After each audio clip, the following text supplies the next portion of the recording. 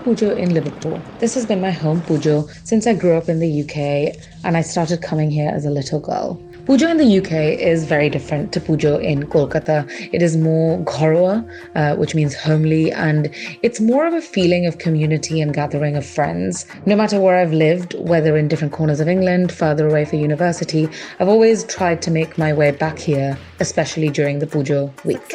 It's a tradition, it's a homecoming, it's a way to see friends that you might not have seen for months because everyone lives in different parts of the UK, and it's also a way to reconnect and feel grounded with your community. Durga Puja in Liverpool was founded in 1976. It was the very first Durga Puja outside of London, right here in the northwest of England. It has moved homes multiple times from different venues, but I think the essence of this puja has always remained. There's this feeling I get when I think of Liverpool.Durga Pujo, and it's a feeling of togetherness. It's that kind of noise and conversation in the background of everyone catching up like they have not caught up for a whole year, and it makes me feel right at home. What makes Liverpool.Durga Pujo really special is its dedication to tradition. We all take pride in observing the tithis, and this is done with exact timings, keeping the rituals as authentic as possible, even when you're quite far away from Bengal. For me, one of the biggest draws of celebrating Durga Puja this way, even when I'm so far away from Kolkata, is that it brings everyone together to do tasks, and everything from setting up the hall, cutting up the flowers, arranging the stage, even all of the cooking of the bhog that's fed to basically every single guest that turns up through the doors. It's all done by the community that surround this puja. There is a members club, and people are so heavily involved, and I can say this because my own parents have been involved for the last 20 years in organizing the puja to some extent. As you can see, people are cutting vegetables, ordering all the ingredients, and everything is done in this incredible kitchen facility. And none of these people, can I just say, are professional chefs or in hospitality. In fact, majority of the people are doctors in this event, which makes me really smile as I speak about it. Puja isn't just something that we attended as kids. We were always involved in one way or another, whether it was plucking flowers or making garlands or setting up the room. It's not something that you just show up for. It's something that you help create. And I think for me, that's been so integral in creating a community wherever I go. The stage does not set itself. The food doesn't cook itself. The hall doesn't clean itself. And every single one of these details makes it a Bari Pujo. And none of us really missing Durga Puja in Kolkata as much because of this amazing atmosphere that we get in Liverpool Puja that makes it feel like its own Bari, even though it's in a hall and it's all temporary. It feels like home. From morning to night, you'll find the uncles and aunties, the dadus, the didis, all the kids doing something or another. Everyone's busy. It's either you're chopping vegetables or stirring the pots or laying out rows of plates. Hello, bolo. তুমি কতদিন এই পুজোতে আসছো? From 1977. 77? We started in 77. আর তুমি pioneer ছিলে পুজোর। So এখন enjoy করছো আজকে বসে? One of the pioneers. One of the pioneers. Or you're arranging the flowers or fixing the drums, and the serving of the food, and just making sure everyone who turns up as a guest in the evening has an amazing time, and then cleaning it all up again when the day starts again for a new day of pujo, whether it be Shaptami or Ashtami or Navami. The kitchen, in the hall, on the stage, it's in the lines of people serving the bhog, the laughter shared over the endless cups of cha that we have, and the spirit of the pujo really shines because of these particular things. Everyone does have a bit of a role to play. Some organize the cultural programs, some welcome new faces, some just sit and enjoy the puja and chat to anyone around them. We help in doing the anjalis, the flower shredding, and a lot of the aunties are so incredibly integral to this experience because the puja would not run without them being on stage, cutting proshad, serving proshad, and together all these pieces create something much bigger than just a religious festival that you just turn up and pray for. The biggest aspect of some of these days is the adda. Adda is the word in Bengal for sitting and chatting about nothing, but also everything. There can be very key, crucial chats that happen during an adda, but also sweet nothings that can be exchanged.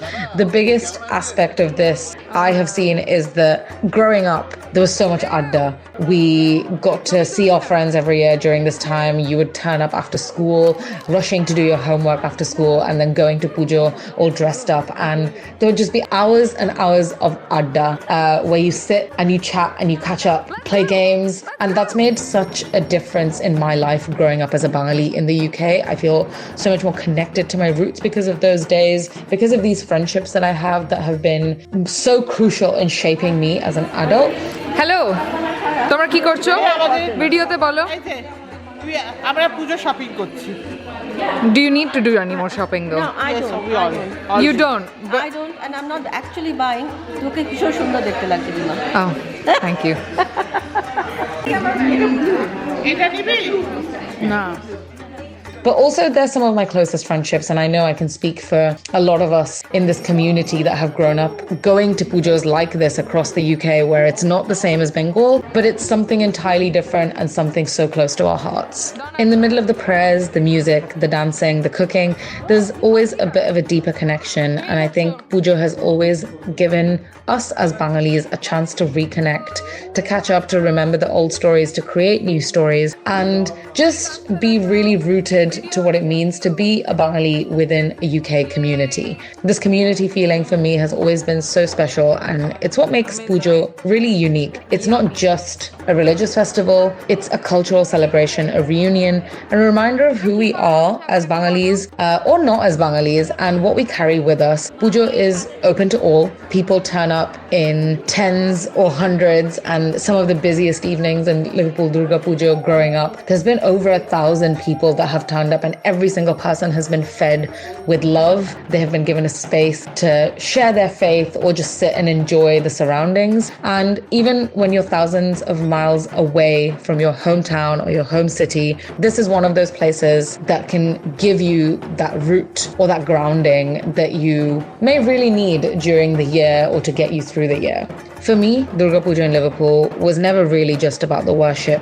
Of course, I closed my eyes during all of the Anjalis in the morning and the evening, sometimes skipped school to make sure I didn't miss any of Pujo, but it's always been about belonging. It's made such a difference to my life to be able to be proud and Bengali and having this connection, which I may not have had because I did grow up outside of Bengal, but this coming together during festivals, meeting up with friends and uncles and aunties and grandfather and grandmother figures has always kept that really strong connection, even though sometimes I've been really far away. It's all about the effort, the conversations, the teamwork, and the love that go into those few days of creating something really, really special. This happens every single year. It's proof that home isn't always where you're born, maybe, but it's where you return year after year to celebrate, to connect, and to feel that general warmth of togetherness. I will always know that my friends and my connections will always be there, and whenever you walk into a pujo such as this, which is so far away from its origin maybe, you still feel that sense of homecoming, and then when the puja finishes on Doshami, you feel that sense of, oh my gosh, when will this come back again next year, because I already miss it.